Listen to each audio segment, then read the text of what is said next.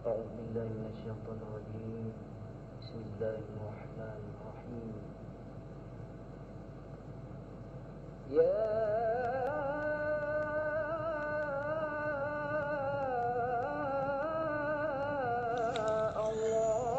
Assalamualaikum warahmatullahi ta'ala wabarakatuh. Nama Syekh Abdul Wahab Rokan, atau yang lebih dikenal dengan sebutan Tuan Guru Babu Salam, adalah sudah tidak asing lagi bagi masyarakat Pulau Sumatera dan terutama penduduk wilayah Kabupaten Langkat. Syekh Abdul Wahab Rokan adalah seorang ulama yang besar dan seorang tokoh ulama sufi yang memiliki banyak pengikut, juga banyak memiliki karomah-karomah. Syekh Abdul Wahab Rokan sangat berjasa kepada umat Islam, khususnya negara Indonesia dan di Pulau Sumatera, karena beliau telah membawa dan mengembangkan ajaran tarekat Naqsabandiyah. Nama lengkap beliau adalah Syekh Abdul Wahab bin Abdul Manap bin Muhammad Yasin bin Maulana Tuanku Haji Abdullah Tambusai. Sedangkan ibunya bernama Arba'iyah binti Datuk Dagi bin Tengku Perdana Menteri bin Sultan Ibrahim yang masih memiliki pertalian darah dengan Sultan Langkat.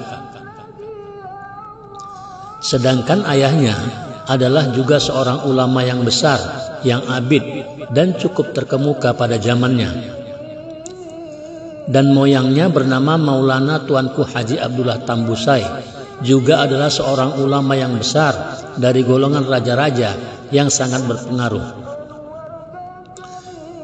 Syekh Abdul Wahab Rokan Al-Khalidi Naqsabandi dilahirkan di Danau Runda, Rantau Binuang Sakti, Negeri Tinggi Rokan Tengah, Provinsi Riau, sekarang Desa Rantau Binuang Sakti, Kecamatan Kepenuhan, Kabupaten Rokan Hulu. Syekh Abdul Wahab Rokan dilahirkan pada tanggal 19 Rabiul Awal 1230 Hijriah, bertepatan pada tanggal 28 September 1830 Masehi.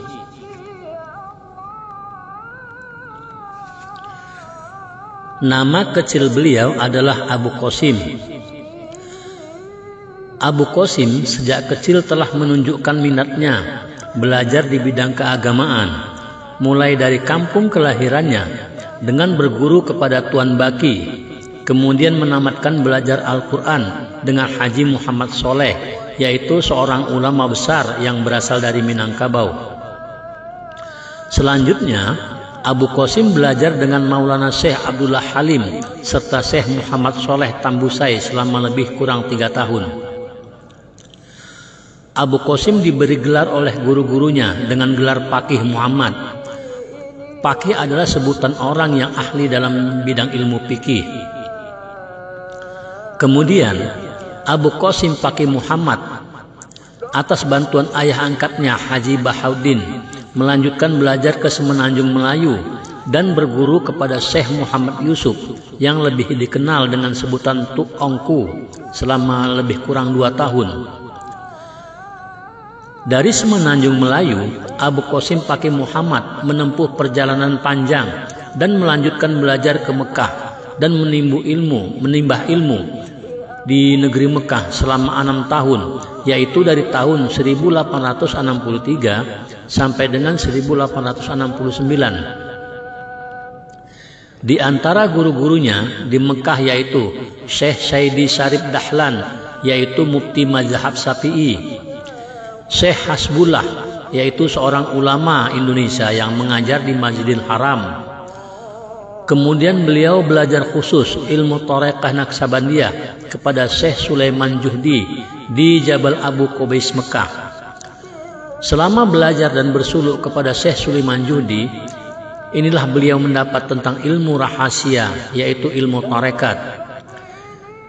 Dan kemudian Syekh Sulaiman Juhdi memberikan dan membaiat nama dari Abu Qasim Pakih Muhammad menjadi Abdul Wahab dan memberikan ijazah dengan 2 stempel sebagai khalifah besar tarekat Naqsabandiyah Al-Khalidiyah, Syekh yang menampat mengembangkan tarekat di daerahnya.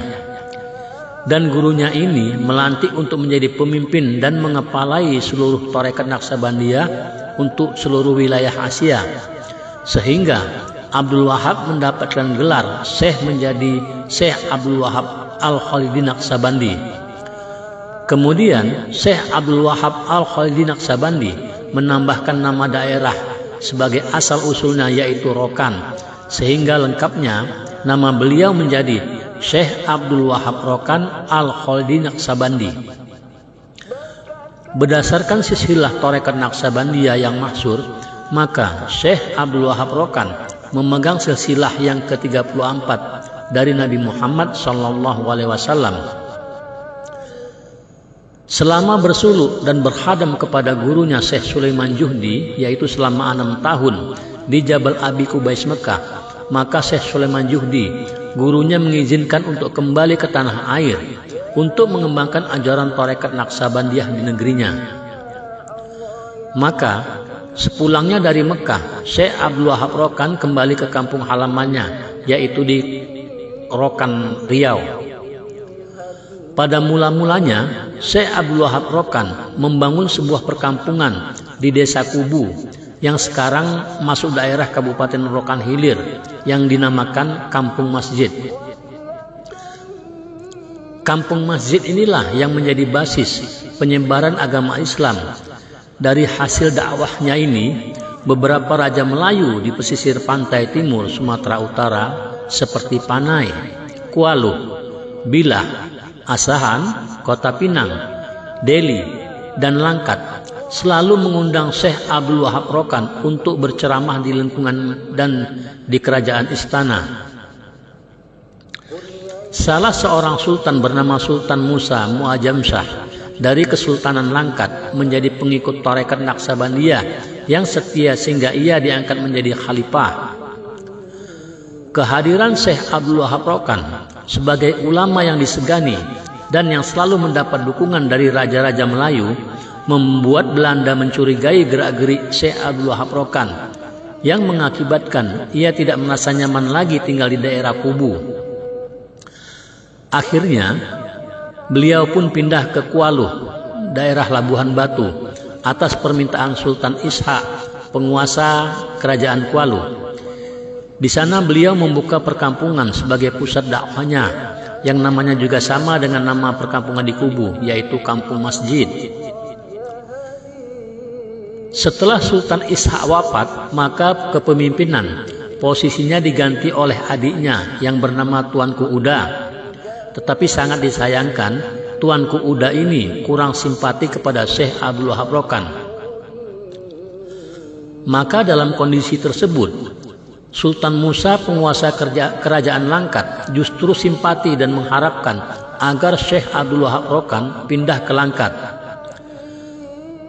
Setelah bermusyawarah dengan para jemaah dan kepada semua muridnya, maka beliau memutuskan untuk pindah ke Langkat, meninggalkan daerah Kualuh. Di daerah Langkat, tepatnya tahun 1300 Hijriah, bertepatan dengan tahun 1882 Masehi, beliau memulai membangun perkampungan dan pusat persulukan tarekat Naqsabandiyah yang bernama Babu Salam. Babu Salam mulai dibangun pada tanggal 12 Syawal 1300 Hijriah atau bertepatan dengan tahun 1883 Masehi. Kampung Babu Salam adalah merupakan wakaf dari salah seorang muridnya sendiri, yaitu Sultan Musa Al-Mu'ajam Shah, yaitu Raja Langkat. Pokok ajaran Syekh Abdul Wahab Rokan dalam tarekat berpegang kepada pemikirannya yang tertuang dalam wasiatnya yang 44. Konsep hidup hemat dan sederhana adalah salah satu ajaran tarekat yang menjadi pegangan para pengikutnya. Juhud. Hidup juhud adalah suatu perjalanan spiritual menuju Allah. Hidup juhud bukan berarti menafikan harta dan kehidupan dunia. Beliau berpendapat harta kekayaan adalah nikmat dan anugerah Allah yang pantas diterima dan disyukuri. Namun, walau memiliki harta tidak harus digunakan secara berlebihan. Dengan kata lain, adanya keseimbangan antara kehidupan dunia dan kehidupan akhirat. Syekh Abdul Wahab Rokan mengembangkan ajaran tarekat Naqsabandiyah dan mengajar di Babu Salam sampai beliau wafat. Selain seorang yang sangat alim dan juhud, Syekh Abdul Wahab Rokan juga sering melakukan hal-hal yang mustahil, yaitu sesuatu yang di luar akal manusia, yaitu yang disebut dengan karomah.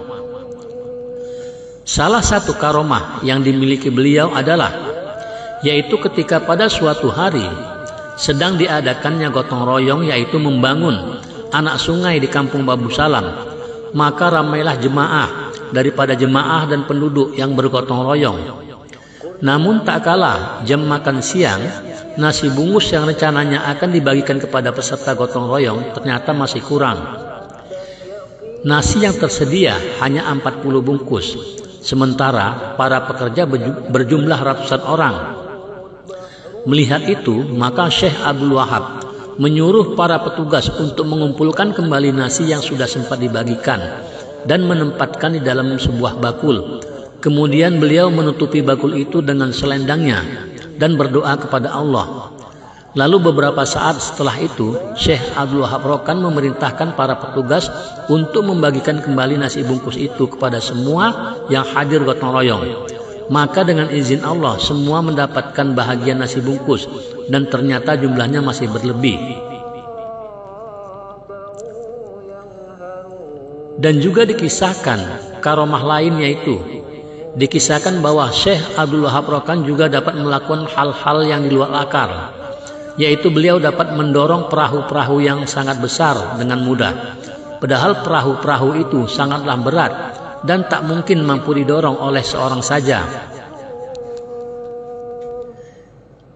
Dikisahkan juga pada saat masa penjajahan Belanda, maka penjajah Belanda sempat mencurigai Syekh Abdul Wahab Rokan karena kehidupan di Babu Salam sangat makmur, tidak pernah kekurangan uang, bahkan banyak panti jompo yang ditanggung hidupnya oleh Syekh Abdul Wahab Rokan. Melihat situasi ini, lantas Belanda membuat siasat dan memfitnahnya dan menuduhnya telah membuat atau mencetak uang palsu. Juga digambarkan bahwa pihak Belanda sempat menggeledah rumah Syekh Abdul Wahab Rokan, namun tuduhan Belanda tidak terbukti. Perlakuan pihak penjajah ini sangat menyinggung hati Syekh Abdul Wahab Rokan. Lalu karena merasa tersinggung, akhirnya Syekh Abdul Wahab Rokan dengan sekelompok jemaahnya berniat untuk pergi meninggalkan kampung Babu Salam dan pindah ke Semujung, yaitu di Batu Pahat, Malaysia. Akhirnya berangkatlah Syekh Abdul Wahab Rokan beserta para jemaah meninggalkan kampung Babu Salam, sehingga kampung Babu Salam menjadi kosong, tak berpenghuni. Selama berpindah ke Batu Pahat, Malaysia, Syekh Abdul Wahab Rokan kembali untuk mengembangkan ajaran tarekat Naqsabandiyah di sana. Selama di negara jiran tersebut, maka banyaklah yang menjadi murid beliau, bahkan sampai mendapat gelar khalifah. Namun di sisi lain, selama kepergian Syekh Abdul Wahab Rokan pergi meninggalkan kampung Babu Salam, terjadi keanehan. Konon sumber-sumber minyak BPM Batapansi Petroleum Maskapai yang sekarang bernama Pertamina dilangkat sumber minyaknya menjadi kering dan tak mengalir lagi. Juga dikabarkan kepah-kepah dan ikan-ikan di lautan langkat juga menghilang, sehingga membuat susah bagi masyarakat dan juga menimbulkan kecemasan bagi penguasa langkat. Maka didatangkanlah ahli nujum untuk mengetahui permasalahan ini. Maka ahli nujum tersebut mengatakan bahwa ini penyebabnya adalah karena kepergian sang wali kutub dari daerah ini yang menyebabkan hilanglah keberkahan dari negeri langkat. Maka jika keadaan ingin kembali seperti semula, maka undanglah kembali agar wali kutub mau kembali ke Babu Salam. Maka atas mufakat dari pihak kerajaan langkat, lalu dibujuklah agar Syekh Abdul Wahab Rokan agar mau kembali pulang ke Babu Salam, yaitu dengan menitipkan surat kepada salah seorang kerabat istana. Maka setelah Syekh Abdul Wahab Rokan kembali ke Babu Salam, keajaiban pun terjadi kembali, yaitu sumber minyak yang selama ini kering mengalir kembali, dan ikan-ikan di laut bertambah banyak di lautan. Maka masyarakat pun dan kaum buruh nelayan menjadi senang sekali. Dan salah satu karomah yang paling masyhur adalah yaitu ketika itu Syekh Abdul Wahab Rokan juga dikisahkan sering ikut dalam peperangan melawan Belanda di Aceh, yaitu pada tahun 1308 Hijriah atau bertepatan pada tahun 1891. Menurut kisah, Syekh Abdul Wahab Rokan mampu terbang di angkasa, kemudian menyerang dengan gagah perkasa dan tidak dapat ditembak dengan senapang ataupun meriam. Maka pihak Belanda sempat mengambil fotonya dan mengadukan peristiwa itu kepada Sultan Langkat. Maka Sultan Langkat sangat terkejut dan heran tak kala Belanda membawa bukti foto sang wali kutub.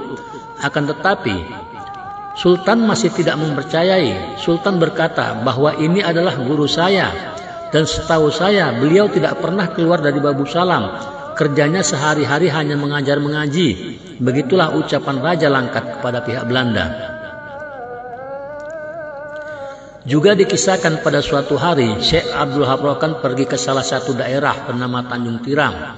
Di sana Syekh berjumpa dengan salah seorang ponakannya yang konon katanya memiliki banyak ilmu kesaktian yang bernama Datuk Hitam. Lalu Syekh Abdul Wahab Rokan menasihatinya agar segera kembali bertaubat dan kembali kepada ajaran Islam. Namun Datuk Hitam membantah dengan mengatakan, tidak usah campuri urusanku. Dia merasa sombong karena memang di sana mereka sangat ditakuti oleh penduduk, karena dia memiliki kesaktian. Lalu Syekh Abdul Wahab Rokan berkata kepadanya, jika memang ilmumu tinggi, coba kau patahkan tiang kapal itu. Syekh menunjuk kepada salah satu kapal yang mempunyai tiang layar. Maka dengan menggunakan semua kesaktiannya, Datuk Hitam memandang tiang kapal itu, dan benar tiang layar itu patah dibuatnya. Lalu Syekh Abdul Wahab Rokan menyuruhnya kembali.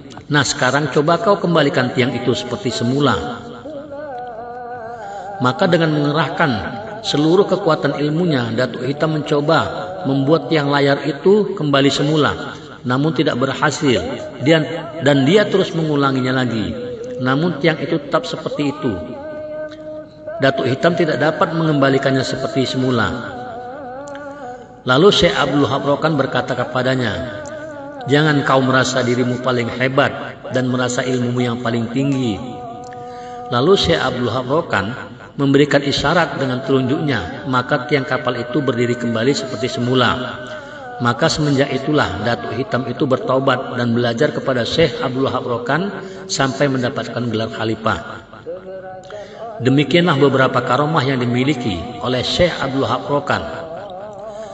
Syekh Abdul Wahab Rokan mengembangkan ajaran tarekat Naqsabandiyah dan mengejar di Babu Salam sampai beliau wafat.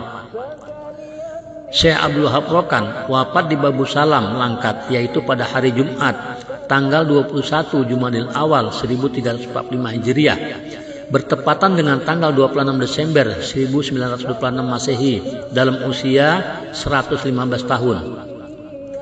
Peringatan wafatnya Syekh Abdul Wahab Rokan selalu diperingati oleh seluruh murid-muridnya yang lebih dikenal dengan istilah haul. Maka setiap tahun haul Tuan Guru Babu Salam, maka berdatanganlah semua jemaah dari berbagai pelosok daerah, mulai dari Indonesia bahkan sampai ke negeri jiran Malaysia. Namun mulai tahun 2019 dilaksanakan pula milad, yaitu hari kelahiran beliau, yang pertama kali bertepatan dengan yang ke-28 tahun kelahirannya, dan tahun ini untuk yang kedua kalinya diperingati. Peringatan milad ini dilaksanakan di desa Rantau Binuang Sakti, Kecamatan Kepenuhan, Kabupaten Rokan Hulu, tanggal 5 Desember tahun 2020, sebagai tumpah darah kelahiran Syekh Abdul Wahab Rokan, yaitu seorang sufi yang sangat handal, tidak saja di tingkat regional, namun sampai ke tingkat nasional dan bahkan sampai ke negara tetangga. Peringatannya ditandai dengan melaksanakan suluk selama 10 hari. Dan tahun 2019 yang lalu telah dilaksanakan pula pembuatan duplikat makom beliau di samping surau suluk yang cukup repensif, yaitu di Rantau Binoang Sakti. Maka setelah beliau wafat pada tahun 1926 dalam usia yang 115 tahun, banyaklah orang yang datang berziarah dan mengajar ke makamnya. Bertepatan dengan hari wafat Tuan Guru Syekh Abdul Wahab Rokan, diadakan acara haul besar memperingati wafatnya Tuan Guru yang pertama, yakni pada tanggal 21 Jumadil Awal setiap tahunnya. Pada momen ini, ribuan pengikut dan penziarah dari pelosok Indonesia dan sejumlahnya juga negara Asia datang berbondong-bondong ke Besilam. Selain mengikuti acara zikir bersama, penziarah juga bersilaturahmi dengan penerus Tuan Guru Besilam, yang di saat itulah kampung Besilam yang biasanya teduh dan tenang mendadak menjadi sibuk karena kedatangan ribuan murid, penziarah, ulama, hingga para wisatawan. Bagi masyarakat Sumatera Utara, Besilam adalah sangat dihormati karena sosok Tuan Syekh Abdul Wahab Rokan. Setelah berpulangnya Tuan Guru Babu Salam Syekh Abdul Wahab Rokan, maka ajaran tarekat Naqsabandiyah terus diamalkan oleh muridnya yang menggantikannya. Perannya sebagai penyair Islam di Tanah Langkat, keadaan kampung Besilam sangat tenang, berada jauh dari pusat keramaian dan hanya dikelilingi oleh perkebunan. Sehingga banyak orang memilih kampung Besilam sebagai tempat tarekat dan mendekatkan diri kepada Allah. Sebuah pesantren pun berdiri kokoh di tengah kampung itu. Selain itu, terdapat dua masjid. Salah satu kompleksnya menjadi makam bagi Syekh Abdul Wahab Rokan, dan yang satunya lagi merupakan madrasah yang digunakan para santri dan warga kampung untuk beribadah. Keistimewaan Syekh Abdul Wahab Rokan adalah ketika sibuk memimpin tarekat Naqsabandiyah, beliau juga masih menyempatkan diri untuk menuliskan pemikiran sufistiknya, baik dalam bentuk khutbah-khutbah, wasiat maupun syair-syair yang ditulis dalam aksara Arab Melayu. Tercatat ada 12 khutbah yang ia tulis dan masih terus diajarkan kepada jemaah di Babu Salam. Wasiat atau yang lebih dikenal dengan nama 44 wasiat Tuan Guru adalah kumpulan pesan-pesan Syekh Abdul Wahab kepada seluruh jemaah tarekat, khususnya kepada anak cucu dan keturunannya. Karya tulis Syekh Abdul Wahab dalam bentuk syair terbagi pada 3 bahagian, yaitu munajat, syair burung Garuda, dan syair-syair sindiran. Syair munajat yang berisi pujian dan doa kepada Allah sampai hari ini masih terus dilantunkan di Madrasah Besar Babu Salam oleh setiap muadzin sebelum azan dikumandangkan. Dalam munajat itu tampak keindahan syair Syekh Abdul Wahab dalam menyusun secara lengkap silsilah tarekat Naqsabandiyah yang diterimanya secara turun-temurun yang terus bersambung kepada Rasulullah SAW. Sedangkan syair burung Garuda berisi kumpulan petuah dan nasihat yang diperuntukkan khusus bagi anak dan remaja. Sayangnya sampai saat ini syair burung Garuda tidak diperoleh naskahnya lagi. Sementara itu naskah asli syair sindiran telah diedit dan dicetak ulang dalam aksara Melayu, yaitu oleh Syekh Haji Tajuddin bin Syekh Muhammad Al-Wahab Rokan pada tahun 1986. Sahabatku seiman, demikianlah kisah hidup daripada sang wali kutub, yaitu Syekh Abdul Wahab Rokan Al-Khalidi Naqsabandi. Mudah-mudahan dapat menambah khazanah pengetahuan bagi kita semuanya. Amin ya rabbal alamin.